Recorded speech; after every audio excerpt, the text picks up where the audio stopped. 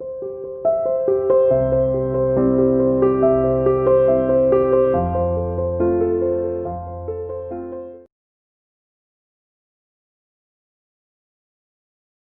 बेटा, welcome to CR international school online classes. बेटा आज हम 9वीं कक्षा का एक विषय है आपका लघु कथा लेखन। इसके 3 वीडियो आपके जा चुके हैं। चौथे वीडियो में हम इस लघु कथा लेखन का चौथा प्रारूप पढ़ेंगे, अर्थात जो हमारी लघु कथा है, छोटी कहानी है, उस छोटी कहानी को लिखने का चौथे तरीके की आज हम बात करेंगे। इससे पहले हमने 3 तरीके हमने पढ़े। एक था आपका फिल इन द ब्लैंक्स, ठीक है। दूसरा था कि आपको शीर्षक दे दिया और फिर आपको कहानी लिखनी थी। तीसरा था कि आपको अपने जीवन पर घटित कोई कहानी लिखनी थी, ठीक है। आज जो चौथा प्रारूप है उसका ये है कि अगर आपको वो क्या दे देगा, एक स्टोरी दे देगा, यानी कि कहानी दे देगा, और उस कहानी का 1 पहरा या 2 पहरा दे के और डैश डैश डैश करके वो छोड़ देगा और फिर आपसे कहेगा कि आप उसे पूरा करो, ठीक है।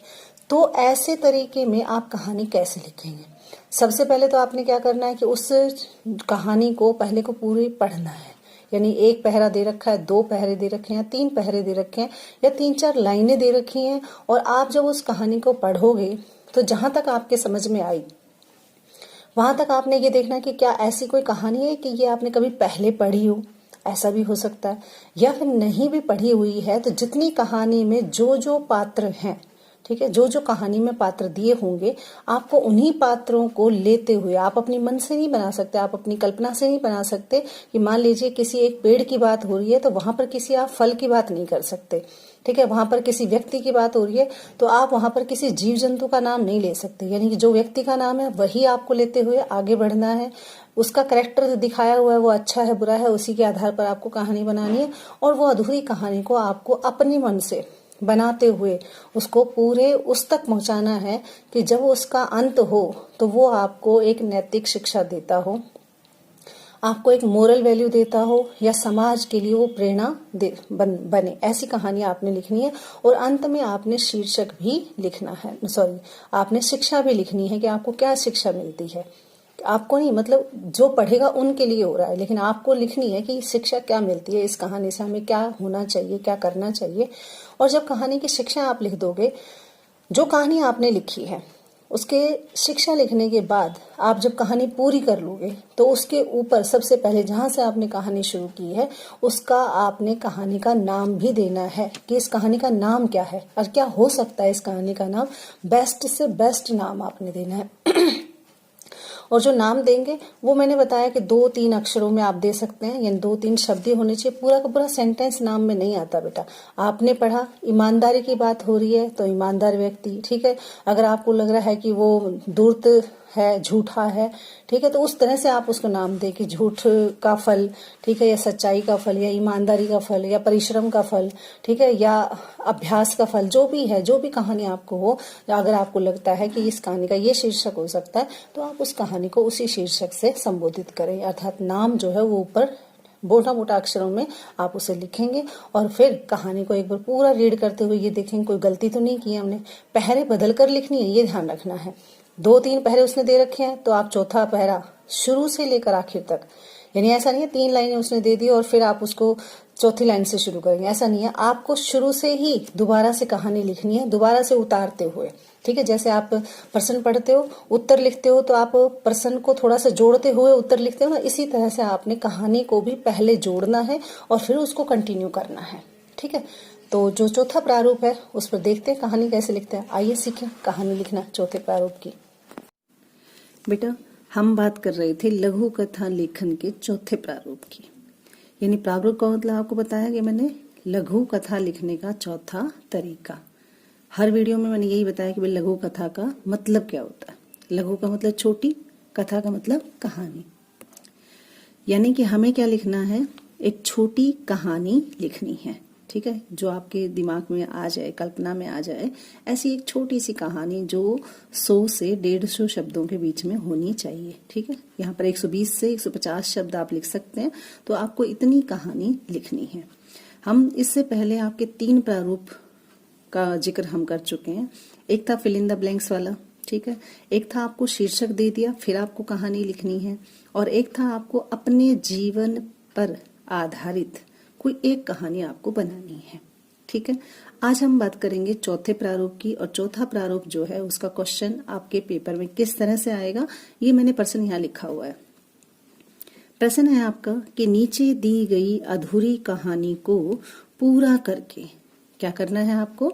जो नीचे ये कहानी दी जा रही है ये अधूरी है, उसे क्या करना है आपको, पूरा करना है, और पूरा करके कहानी का उचित शीर्षक भी दीजिए। यानी कि जो कहानी आप लिखोगे उसके बाद ये कहानी कौन सी थी इसका नाम भी आपको बिल्कुल यहाँ टॉप पे लिखना पड़ेगा।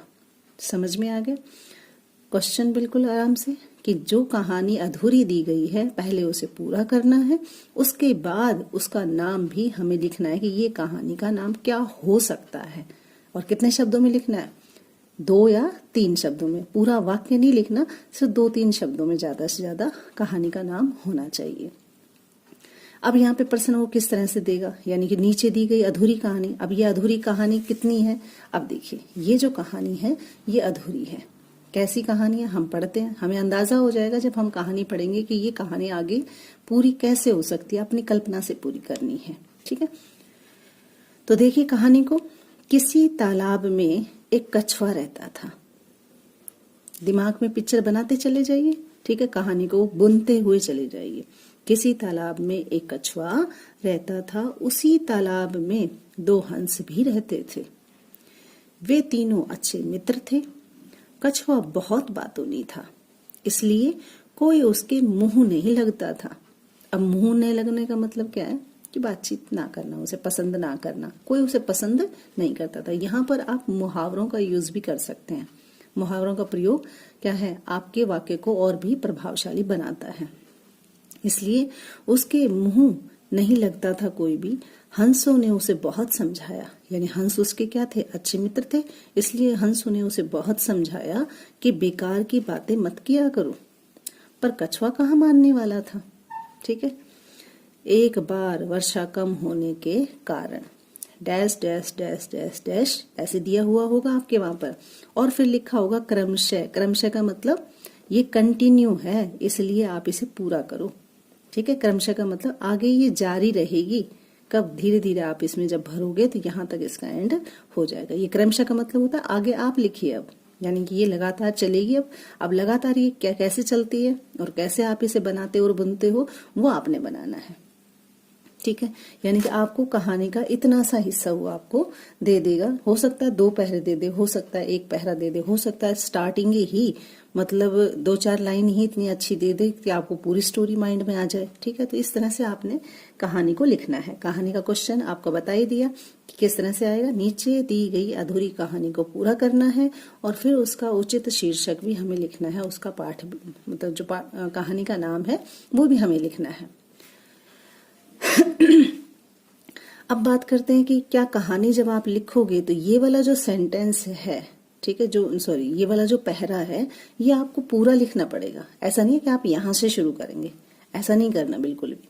आपको फिर से शुरू से ऐसे लिखना है, और यहां तक जब आप आ जाओ फिर आपको अपने आगे खुद बुनना है। कैसे बुनोगे, चलिए आपको उत्तर बताते हैं कैसे बुनना है। हाँ जी बेटा, देखिए उत्तर कैसे लिखना है। उत्तर आपने लिखा, ठीक है। फिर मैंने बताया था कि आपको वही पहरा दोबारा भी लिखना है। फिर से मैंने उसी पहरे को लिखा है। कैसे, किसी तालाब में एक कछुआ रहता था, उसी तालाब में 2 हंस भी रहते थे। तीनों अच्छे मित्र थे। कछुआ बहुत बातूनी था, इसलिए कोई उसके मुंह नहीं लगता था। हंसों ने उसे बहुत समझाया कि बेकार की बातें न किया करे, पर कछुआ कहाँ मानने वाला था, ठीक है। यहाँ तक हमने पढ़ा, और फिर आगे उसी लाइन में दिया हुआ था आपने जो पहले कहानी पढ़ी। एक बार वर्षा कम होने के कारण, कारण के बाद आपको क्या दिया हुआ है, डैश डैश डैश, ठीक है। तो आपने ये भी देखना है जब आप कहानी लिखें तो आप पहरे भी बदलें, ठीक है। पहरे बदलने का मतलब आपने एक पहरा लिख लिया, ठीक है। फिर अगली बात जो कहनी है, अलग से कोई बात कहनी है तो अलग पहरे से शुरू करें। इससे क्या है, कहानी प्रभावशाली बनती है और थोड़ा सा मतलब लिखने में और क्या है आपकी साफ सफाई और शुद्ध शब्दों में आप उसे अच्छा सा लिख सकते हो। तो इसलिए आपको पूरा प्रॉपर उसमें गैप भी रखना है।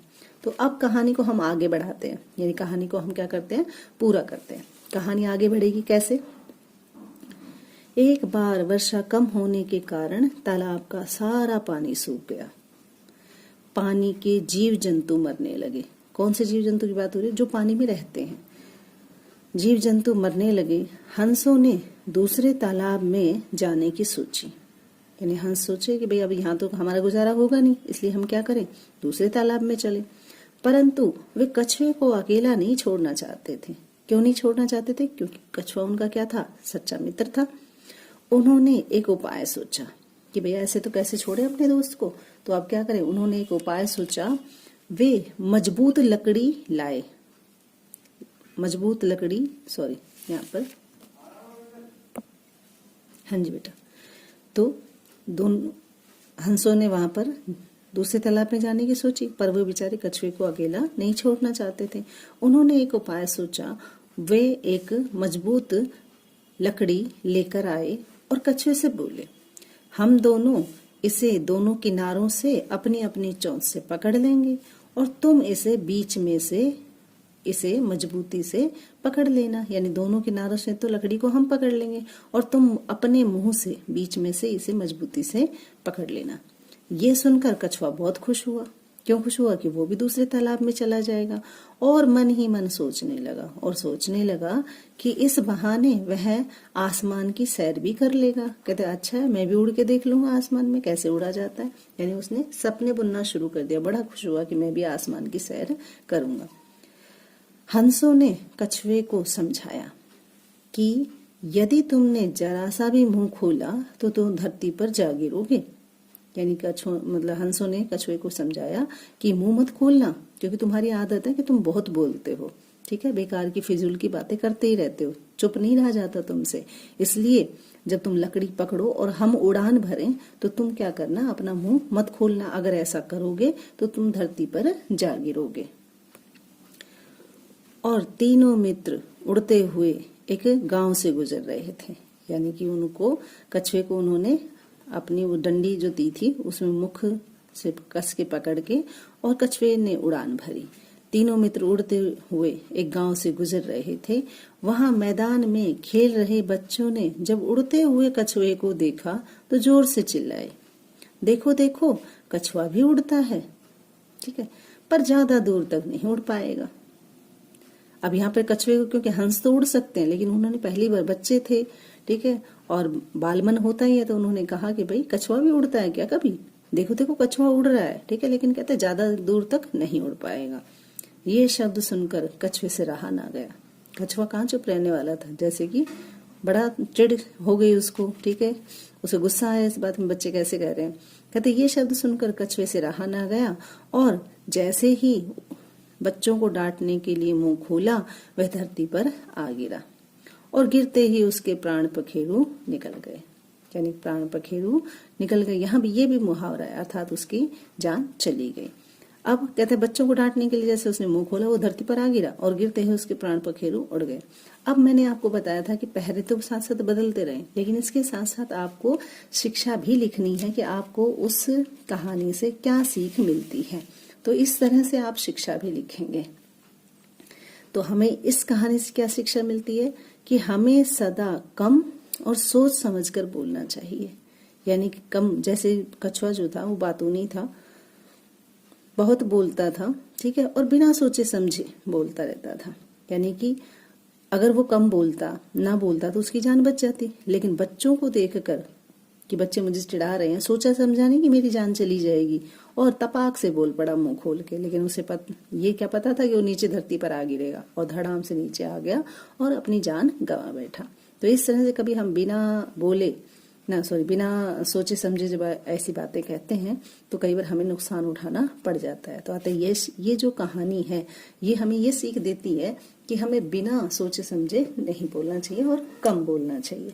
अब बात ये आती है कि ये कहानी तो हमने पढ़ ली, लेकिन इस कहानी को पढ़कर अब आपको इस कहानी का नाम भी लिखना है, ठीक है।